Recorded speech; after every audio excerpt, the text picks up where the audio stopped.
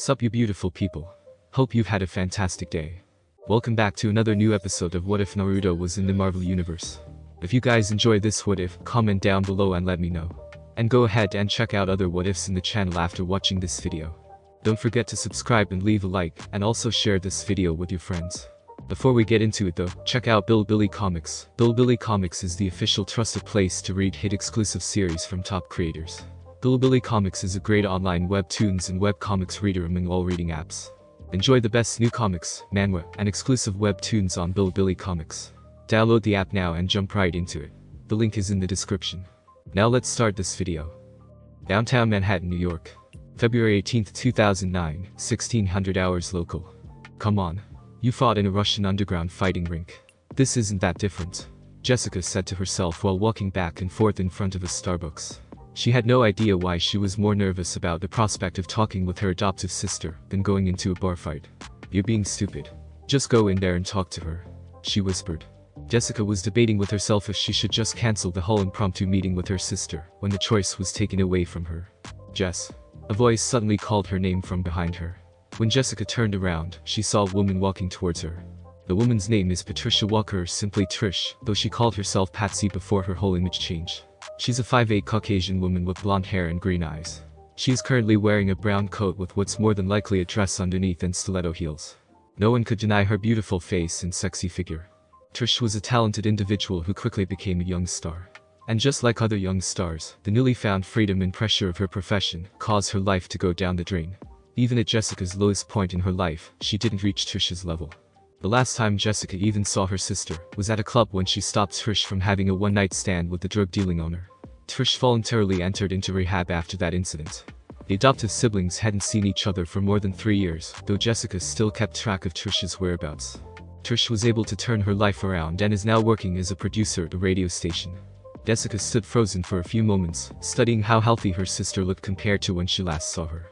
After she snapped out of her stupor, she walked towards Trish and gave her a quick hug. This time, it was Trish who was shocked, since for as long as she had known Jessica, she had never initiated a hug or any other sign of physical affection. The most she would do was pat someone on the shoulder. It looked like she wasn't the only one who changed in the past 3 years. Trish decided not to point this out, cause this may cause Jessica to clam up. She instead hugged her tightly. Let's get inside and warm up, Trish suggested when they separated. Jessica nodded weakly before the pair entered the coffee shop. You still want the same thing? She asked, to which Jessica nodded again. Okay. I'll order for us. Just find a seat. Jessica nodded again before walking away. Trish was surprised again.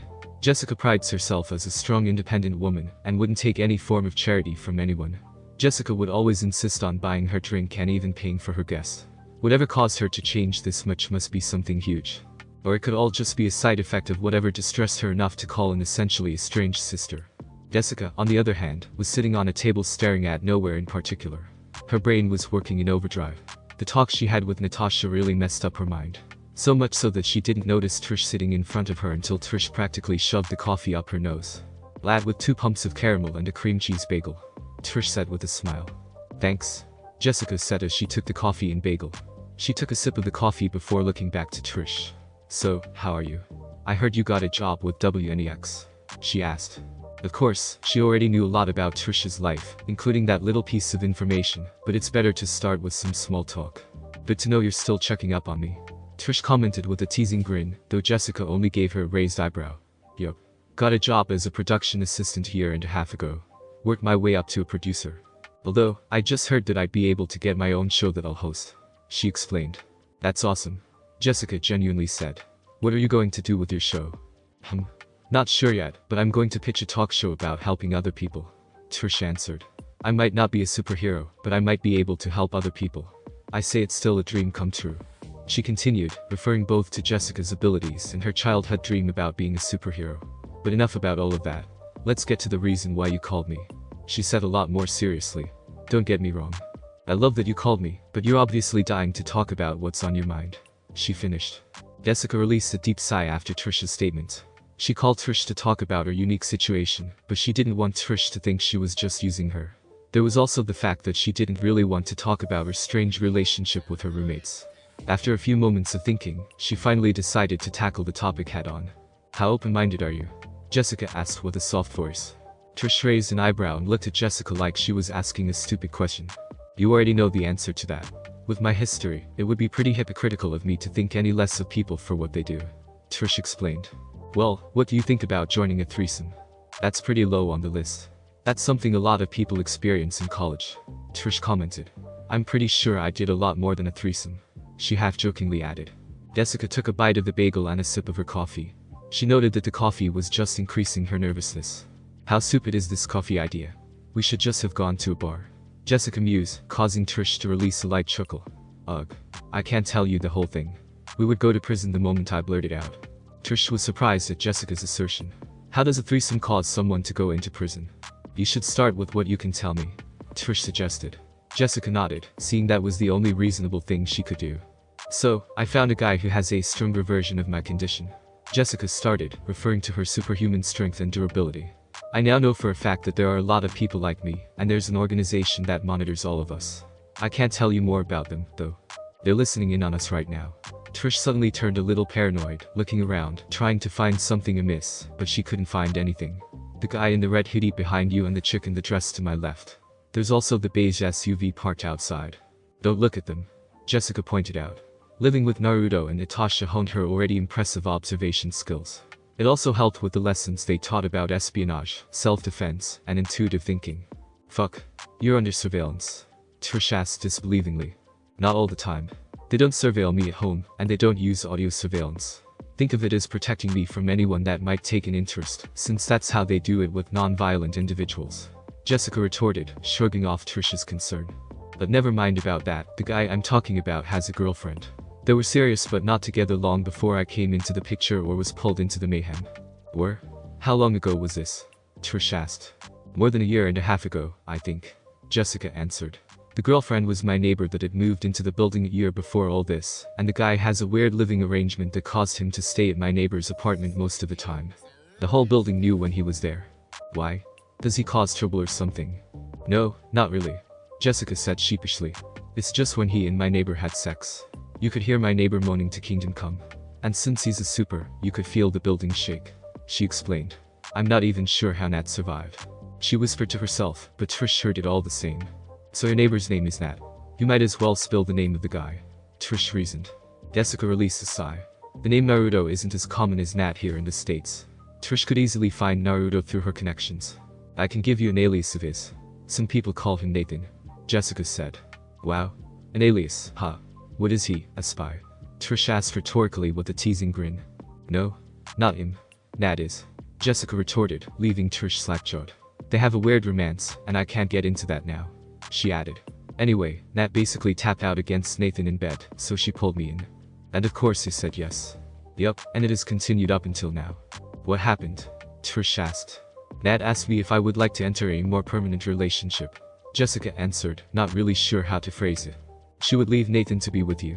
Trish inquired for clarification. Jessica slammed her head at the table. She was stressing over how hard it was to explain her situation. No, it's a mean choice type deal. And it was this Nat that asked you. Nathan didn't pressure her in any way whatsoever. Trish questioned to be sure. No way. Nat practically forced Nathan to accept the arrangement. And when Nat asked me this afternoon, Nathan has been AWOL for at least 3 days. Jessica explained, glossing over her almost slip-up. Don't get me wrong, but is he gay or something? Oh? That's a definite no. Jessica replied, while her cheeks reddened. That's right. He's basically a beast in bed if he can keep up with you. Trish teased before going back to the topic. If you're okay with the arrangement and you like at least one of them, why not? She suggested. You like at least one of them, don't you? Jessica shyly nodded. It's the guy, right? Jessica nodded again. Then what's the problem? Jessica took a moment to think. If she was honest with herself, she was ready to accept Natasha's offer, but when she heard about Nat's plan for the future, it caused her to think twice.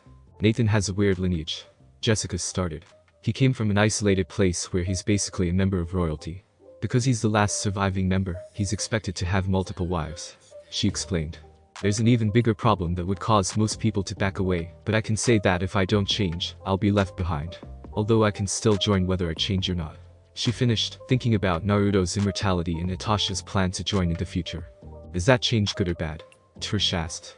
She was not one of those people who advocates not to change for anyone, since she knows that not all changes were bad. As I can say is that if everyone in the world were offered the choice, it would be a 50-50 split. Jessica answered. Immortality is one of those divisive topics. What the hell? Why can't you just tell me? Because either you won't believe me or everything you know about how the universe works would be turned upside down. Jessica replied. Aren't you exaggerating this just a little bit, Jess? Hahaha. I'm not exaggerating at all. Well, fuck. Trish commented. I don't know what to tell you, Jess. I think you're the first person ever to experience this kind of problem, she said with a sigh.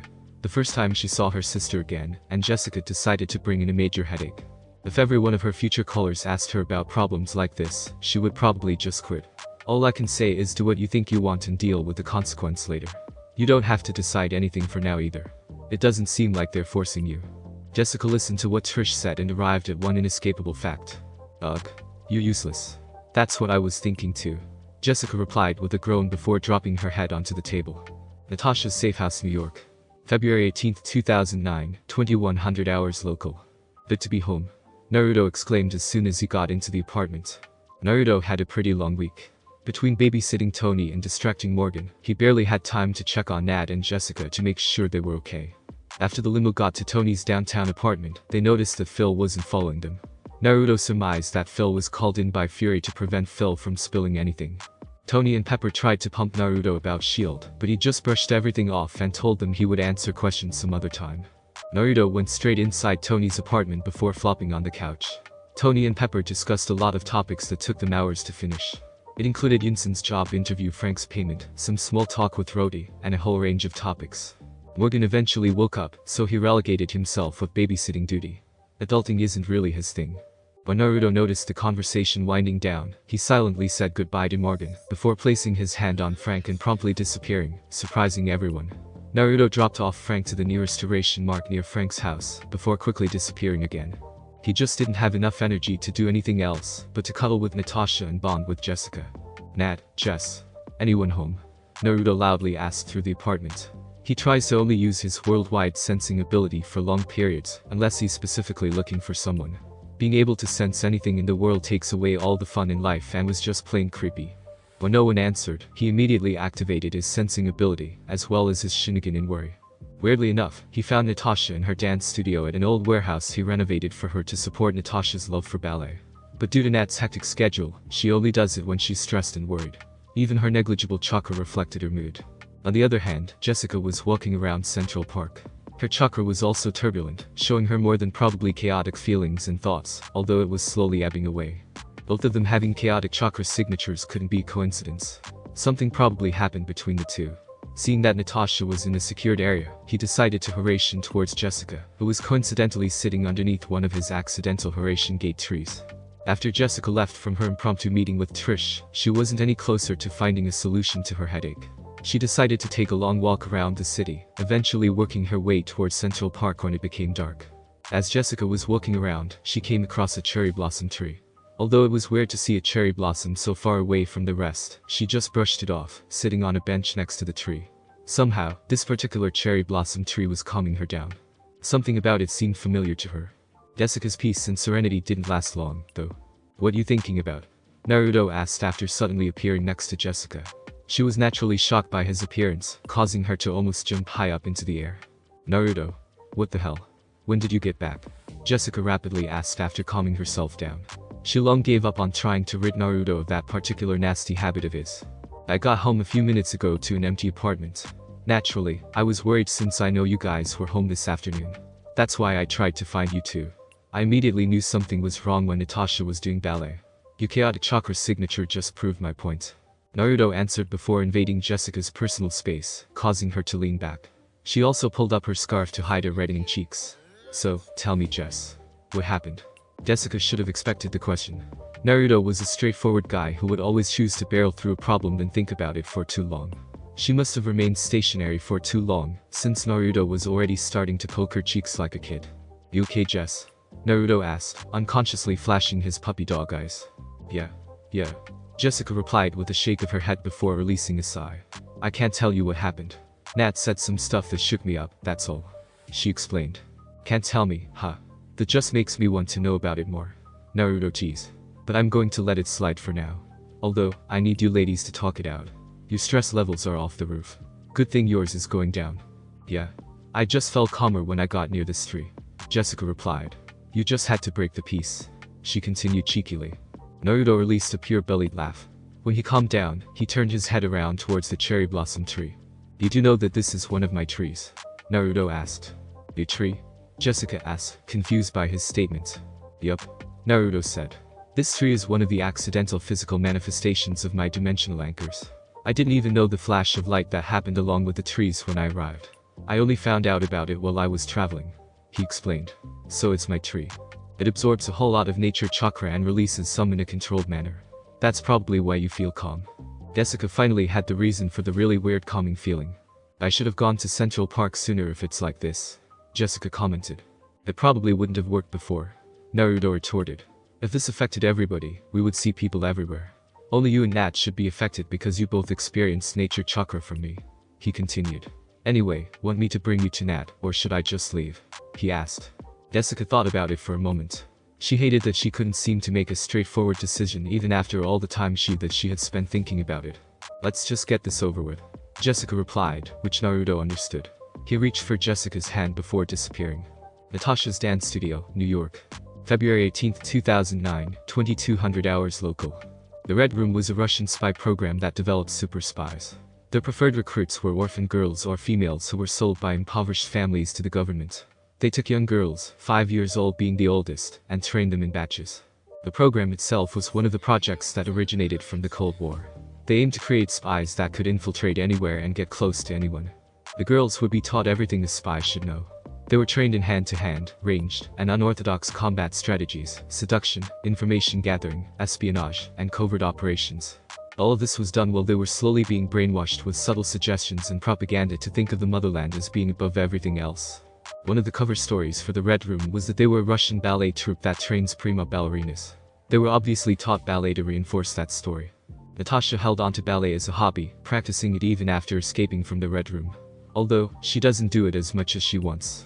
That was why Natasha was touched when Naruto gifted her a private and secure dance studio. It also has an underground shooting range, dojo, and gym. Natasha had been dancing for almost 6 hours when the warehouse security system, placed by Naruto, informed her that someone had entered the warehouse. Judging by the lack of red alerts, the visitor must have been Naruto. Although she still retrieved her gun in preparation for the off chance of someone managing to break through Naruto's over-the-top security system. She also wiped some sweat off to make herself presentable. When Natasha heard footsteps on the other side of the door, she subtly concealed the gun behind her. This was to give herself the option to surprise her possible opponent. So it was a surprise that it was neither Naruto nor a stranger that walked through the door, but rather Jessica. Nice place you got here, Nat. Jessica commented confidently, but Natasha could see the underlying tension. Yeah. I should have brought you over sooner. Natasha replied with a smile before placing the gun down with her other stuff. How'd you get in anyway? She asked, although she was reasonably sure what the answer would be. Naruto brought me. Jessica answered, confirming what Natasha thought. He basically forced me to talk to you. Why? Something about the state of our chakra bothering him or something. Jessica explained, not remembering Naruto's explanation. He got home a few hours ago, and he couldn't find us. So in a Naruto-ish fashion, he tracked us both down. I have no idea why he came to me, though. Probably because I'm here. This place is more secure than the White House, Natasha commented. Although she knows that the White House has a laughable security system. Fury occasionally sends her in to test weaknesses, and she always finds at least a dozen gaps. But the analogy still works. So, where's Naruto anyway? She asked while stripping off her clothes, not minding that she had an audience, to change into something not drenched in sweat. Jessica's eyes were glued to the mini-strip show that Natasha was performing. Nat had such a high degree of refined sexuality that she has no trouble seducing even straight ladies or gay men. Jessica snapped out of her stupor when she noticed that Nat had already changed and was now staring at her. He said something about getting out of our hair for a while and going back to law. Apparently, the Starks wants to hire him to protect their kid. Jessica answered. Ha. Fury should probably know about this. Natasha said to herself before taking her gym bag and walking towards the underground garage, with Jessica following close behind. But it's not my job to tell him. I'm on vacation. She continued, a little too happy. The pair continued walking towards the garage, not particularly eager to talk with each other. Both Natasha and Jessica understood each other's messages to delay the conversation for as long as possible. The two walked towards Natasha's black 2008 Aston Martin Vantage V8, customized and upgraded to be a high-performance heavy-duty car. She was reasonably sure that Naruto did something to it as well, since it handles better than she expected, but she couldn't find any unusual changes or modifications. Nat got on the driver's side while tossing her gym bag to the small space behind her seat, while Jessica got in on the passenger side. Natasha drove out of the garage after making sure the auto-lock function of the facility activated. "You want to go anywhere?" Natasha asked, having no real idea where they should go, but Jessica shook her head. "Alright, let's just drive around. See where it leads us," she suggested. Of course, it was not a random decision on her part. It was a calculated move that would prevent Jess from bolting somewhere mid-talk. "Are you serious about what you said earlier?" Jessica blurted out after a few minutes of deafening silence. "Which part?" Natasha countered. "All of it," Jessica replied. "But let's start with the immortality thing first." "That's true," Natasha said after releasing a sigh. "I was always taught to kill my emotions. That it was just an occupational hazard since you would drown in guilt if you feel stuff. Naruto was the first person that made me feel something more," she explained. "Don't get me wrong. I was never emotionally dead, but I was prepared to die without feeling any form of romantic love. The closest person I almost felt something like this for was my work partner, but nothing ever came of it since I figured out that he has a family." "Well, that sucks," Jessica commented. "But that still doesn't answer why. I still don't believe that it's just because you feel sorry for him," she said, changing Natasha's previous reason to the crudest way possible, which slightly irked Nat. Natasha took a few moments to think of an answer that would encapsulate at least half of the reason why she would be willing to do something as stupid as immortality. "Have you ever had a single moment where you wanted it to last forever just to preserve that feeling for as long as you can?" Natasha asked. Of course, Jessica answered yes to the question. She was thinking of the last Thanksgiving she had before her family died, although there was some small part of her nagging about some moments with Nat and Naruto. "That's exactly what I'm trying to do," Natasha said with conviction. "It may sound cliché, especially since it's coming from me, but Naruto is my forever literally," she added. "So, where am I supposed to fit in all this?" Jessica asked. "Wherever you want," Natasha replied plainly. "With Naruto's unique condition, there is a high percentage chance that he will eventually practice polygamy. All I'm doing is dealing with it now and at the same time making sure that it's at least someone who won't take advantage of him," she explained. "He might look tough and all that, but deep inside, he's just a puppy." "Are you expecting me to do the same as you?" Jessica inquired, referring to Natasha's choice of immortality. "No, but I got to say that I would like you to do it. I heard eternity can be pretty boring," Natasha answered half-jokingly. Nat had been driving for a while, and Jess noticed that they were on the freeway headed somewhere she was not expecting. "Why are we headed to DC?" Jessica asked. "All this talk about the future reminded me that I need to file for 3 months of leave," Natasha said before turning back the subject. "What are you going to do now?" "I'm not sure yet. I just need more time," Jessica confessed, causing a few moments of silence between the two. Stark Mansion, Malibu, Los Angeles. February 18, 2009, 1900 hours local. The Stark family just got home a few minutes ago. Pepper had already put Morgan to bed since she had a very active day, the same as any other day with Naruto. The couple themselves were exhausted as well, especially since Tony just got back from Afghanistan and was still severely jet-lagged. That was why Tony decided to heat up some leftovers while Pepper was putting Morgan to sleep. He couldn't wait to get some sleep, but it looked like it just wasn't meant to be. "Don't bother heating that up. I brought some ramen," Tony suddenly heard Naruto say from the dining room. "You should probably get some sleep soon," Naruto advised. I know. Pepper already told me," Tony said, exasperated. He took a bowl and a pair of chopsticks from Naruto and sat on the chair. "What are you doing here, anyway?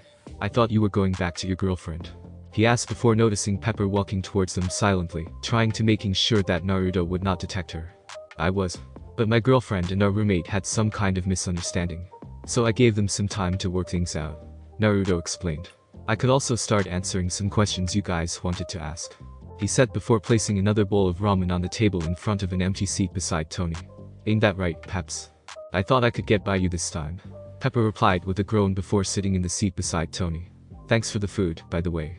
The trio ate in silence, just enjoying the meal. When they were done, Naruto just picked up the bowls before promptly making them disappear. This didn't surprise the couple anymore, due to how many times that they had already seen Naruto do it, but that just reminded Pepper of her agenda. "You already know what we want to know before officially hiring you, right?" Pepper asked while emphasizing the word hiring. She knew how loaded Naruto was since she was the one who handled his portfolio, and that was just the assets that she knew about. Who knows what else Naruto owns? "Yup. You want to know my real background, and what the hell shield is, right?" Naruto asked to be sure. Pepper nodded her head while Tony was just sitting in one corner, trying to act disinterested. What do you want to know first? Let's start with what SHIELD is and why they're so interested in Tony. Pepper replied. She saw Naruto pull out a video camera and pointed at Tony, which obviously earned curious stares from the couple. What are you doing? Tony asked. Oh? This? Just trying to record your reaction. It's going to be awesome, Naruto said with a grin. This obviously caused Tony to be a little disconcerted. So SHIELD. A little disclaimer, though, I can only tell you what I know, and I can't tell you stuff that could immediately cause you both to either be incarcerated indefinitely or terminated. He added, which further increased Tony and Pepper's anxiety, but Naruto pushed forward with the topic. The Strategic Homeland, Intervention, Enforcement, and Logistics Division or SHIELD is a US-based international spy agency, but you already know that. 40% of their funding comes from the US, 20% from private ventures, and the rest comes from the UN. Any questions about anything that I've said so far?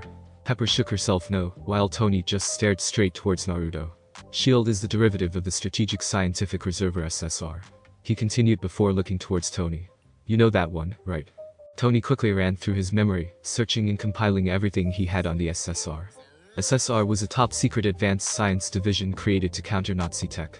Tony recited the essential details before stating the most significant and annoying fact. They were also the guys that helped the military finish Project Rebirth. Project Rebirth?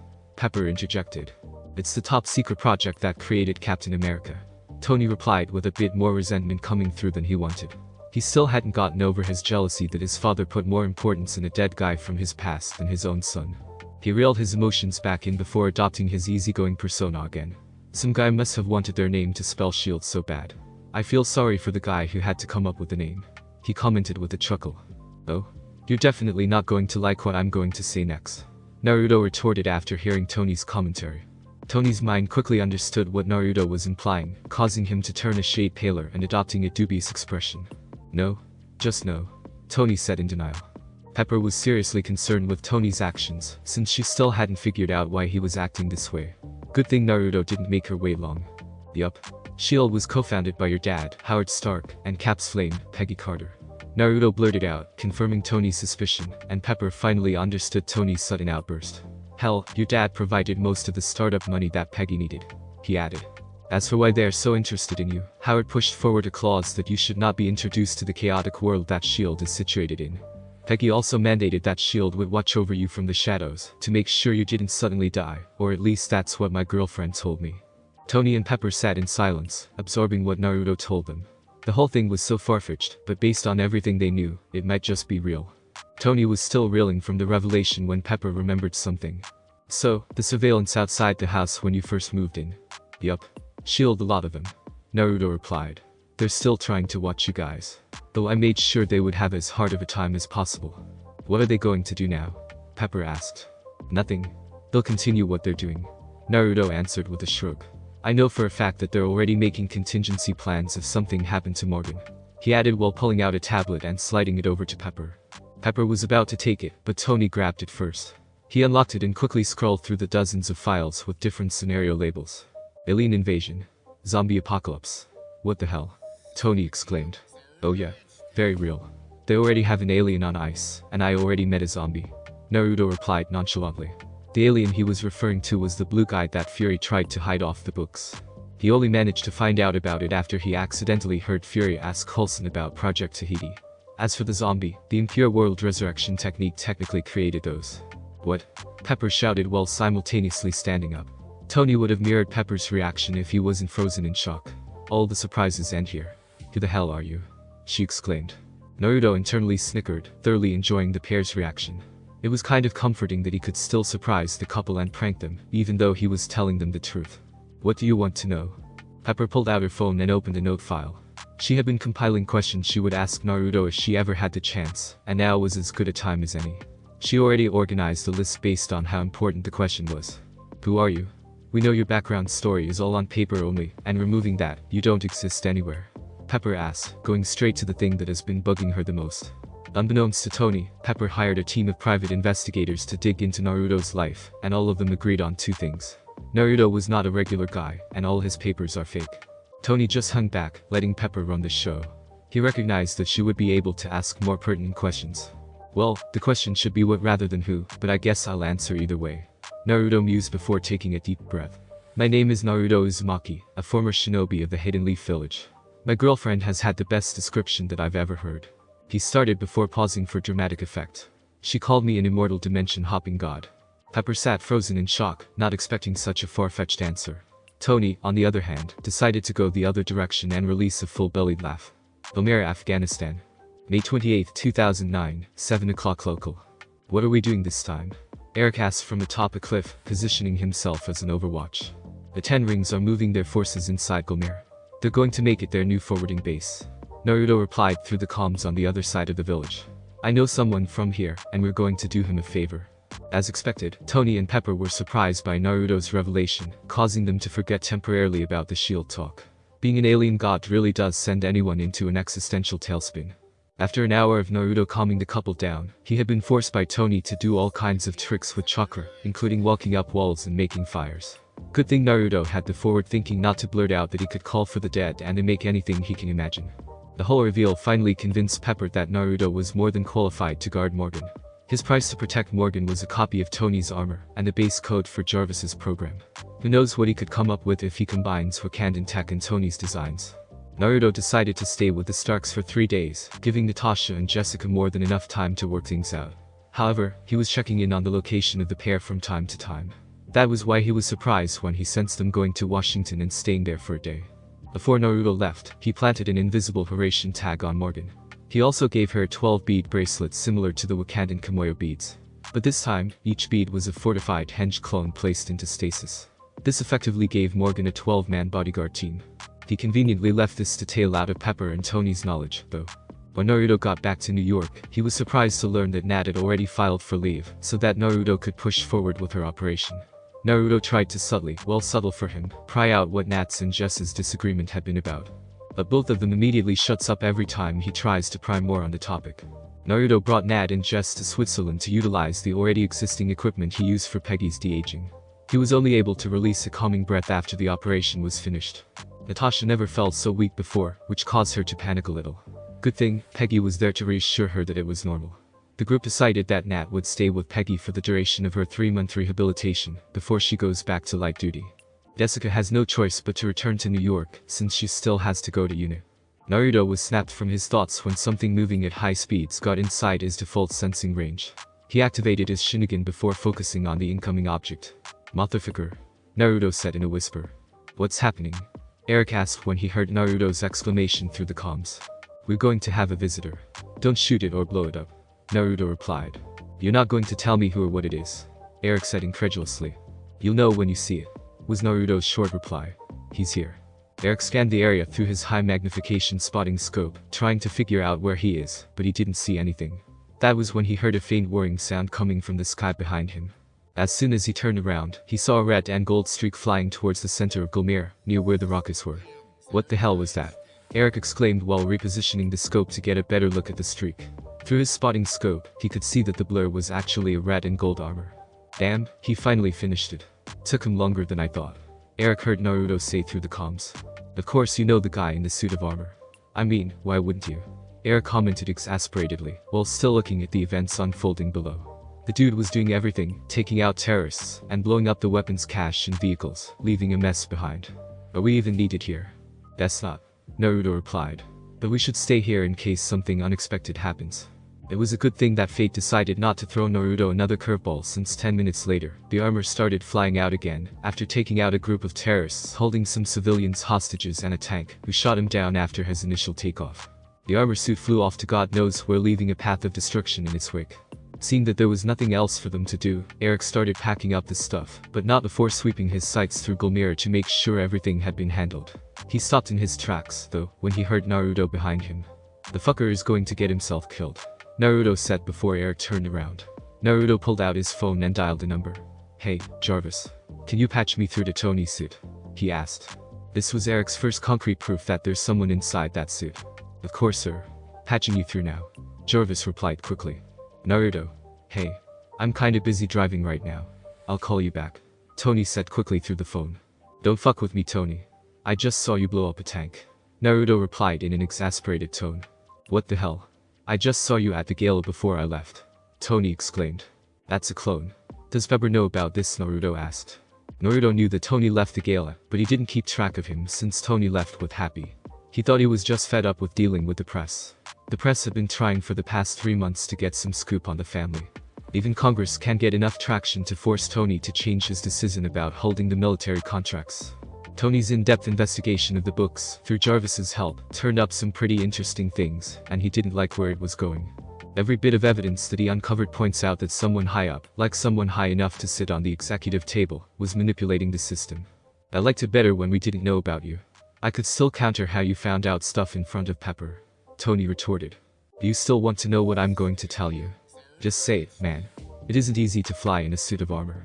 Well, it's about to get a whole lot harder. You just flew over US military restricted airspace. Expect some tails on you. Fuck, was all Tony said before he cut off the comms. Well, that was rude. Naruto commented before pocketing his phone and turning his head back to Eric. You're going down there to sweep the main areas. Make sure nothing dangerous got left behind. What are you going to do? Eric asked while picking up his gear. I'm going to help the guy in the armor. He's about to get shot down by a squadron of F-22s. Naruto answered before picking up the excess gear left by Eric.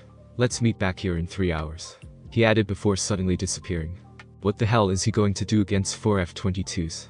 Eric mused before running down the mountain to do what's left of his mission.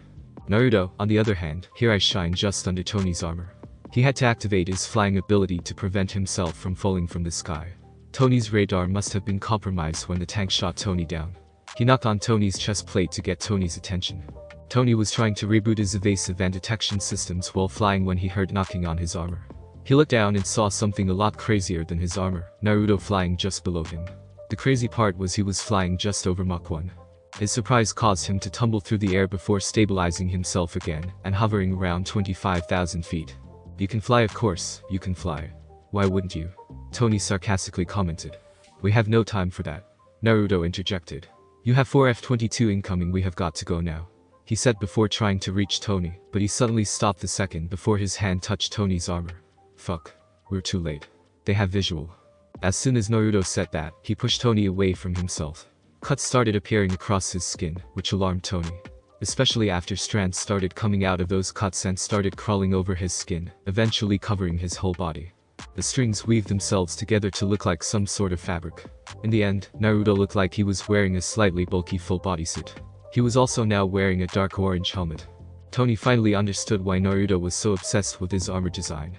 Although Naruto's armor was a lot more streamlined than his own, and had the ability to be deployed anywhere quickly, he could influence his Project Night plan based on Naruto's armor. He also made a mental note to ask Naruto about the metastatic stands that form his armor. Jarvis also managed to fix Tony's evasion system, but the radar was still offline. Stop daydreaming, Tony. Naruto said as he shook Tony's shoulder, snapping him out of his stupor. We need to take those planes down or at least break their line of sight, as well as the satellites surely aimed at us. Fly low and head for the mountain ranges when you get rid of your tail. Stay on radio contact. I'm on channel 43. He explained the plan. When the jets were finally a few kilometers away, the pair nodded to each other before separating. Creech Air Force Base, Nevada. May 27, 2009, 21:20 local. Rhodey was rushing towards mission control. Creech AFB was the primary base for operations conducted overseas. Being called down here instead of Edward's office meant something happened overseas, and since he was the Air Force's expert on advanced and experimental planes, they found something they couldn't identify. As soon as he passed through the doors, Major Michael Allen immediately pulled him aside to brief him. Some people might wonder why a major could be disrespectful to a colonel, but there were some insinuating circumstances involved. Mainly because Rhodey primarily worked on the R&D, and Allen is on operations. At 1945 local, something showed up on the radar in Bagram. It was as fast as a commercial jet, and it was headed towards eastern Afghanistan. They first thought it was a system glitch, since analysis showed that it was smaller than a car. But after rechecking, they determined that it was not a glitch. Major Allen explained. This information surprised Rhodey. He couldn't think of any object that fits into those parameters, except for a slow rocket, but they would have already considered it. We lost it when it got below the mountain ranges. An hour later, it showed up again, and this time it flew through restricted airspace. The on-site officer decided that he wouldn't take any chances, and decided to scramble 4 Raptors. They're going to have visual any minute now. That's where you come in. We need you to identify the aircraft. You got satellites overhead? Rhodey asked. We borrowed the satellite that the CIA was using over Iraq. The problem is, it's an old model. The best we can do is track the objects that we're monitoring. But it's better than nothing. Allen replied. After Major Allen finished, the wing leader reported, his voice loud and clear over the speakers. This is Raptor 1. We just got visual on our HUD. Still too far for visual confirmation. The pilot reported. Do a flyby. Find out whatever the hell it is. Allen ordered. Sir? The satellite indicates we have 2 bogies, but they are too close to each other for the radar to confirm. An operator reported to Allen. Raptor 1. We have a reason to believe that there might be bogies. Please confirm. Allen said to the comms. 10-4. The pilot replied, but something happened. 2 signatures suddenly appeared on the radar. We got confirmation. Break 2. Break 2. The lead pilot ordered, causing the squadron to split up. Both attempts of radio contact failed. Permission to engage. Negative. Confirm visual contact first. Allen replied. Central Afghanistan. May 28, 2009, 8:50 local. Naruto was enjoying himself flying through the sky. He was still holding himself back a lot just to let the US's best fighter jet catch up. He made sure to create the illusion of rocket similar to what Tony had with his armor. This was to make them think that he used some form of external propulsion. Let's see how fast a Raptor can go. Naruto whispered to himself before speeding up to Mach 2 and climbing to 50,000 feet. Tony, on the other hand, did the opposite. He dropped to 5,000 feet and opened up his air brakes, causing the jet to zoom past him. The low-altitude flight severely restricted the F-22's flight capabilities. He should know, he helped design the thing. But the pilots were better than he thought since they were on him again after a minute. They're good. Tony commented. How are you doing? He asked. Having fun. Naruto replied. Your planes can't turn. You should look into that. I wanted to fix that. They were just too cheap to pay for it. Tony retorted, still annoyed with the whole thing. Naruto laughed at Tony's statement before speaking. I'm going to spice things up a bit. Just warning you. Naruto then made a titanium steel alloy javelin and threw it towards the second Raptor. Creech Air Force Base, Nevada. May 27, 2009, 21:40 local. Bogey A just went supersonic. Engaging afterburners. The lead pilot reported. Still trying to get a visual. Raptor 3. Bogey B looks like a man, but I'm not sure. The pilot following the second object reported. The report gave Rhodey an idea, but he just could seem to zero in on it. Something almost hit Raptor 2. Permission to engage. The lead pilot shouted through the comms. Shit. Allen exclaimed. Permission granted. AMRAAM launched. The pilot said. We got a hit. He reported after flying past the ballfire. Good work. Help out with the second bogey. Allen ordered, still looking at the aerial view of the area. Sir? We're still picking up a reading. The same operator reported. Raptor 1. The bogey is still in the air. I repeat. It's still in the air. Central Afghanistan. May 28, 2009, 9:10 local. Fucking hell. They're not playing around. Naruto exclaimed while shaking his head. He dropped to 40,000 feet since he didn't expect the strength of the explosion. What was that? Tony asked, still trying to evade the jets. They just used an AMRAAM on me. Took me by surprise. Naruto replied while trying to remove a creak in his neck. How much are those planes again? I feel like I should not answer that question, but what the hell, it's not mine anyway. It's 150 million apiece. Tony answered. So 300 million, huh? That's cheap enough. Naruto mused to himself. Tried to stay out of the airspace near me, Tony. Naruto followed the 2 Raptors that just tried to shoot him down. It looked like they were trying to circle back towards his previous position.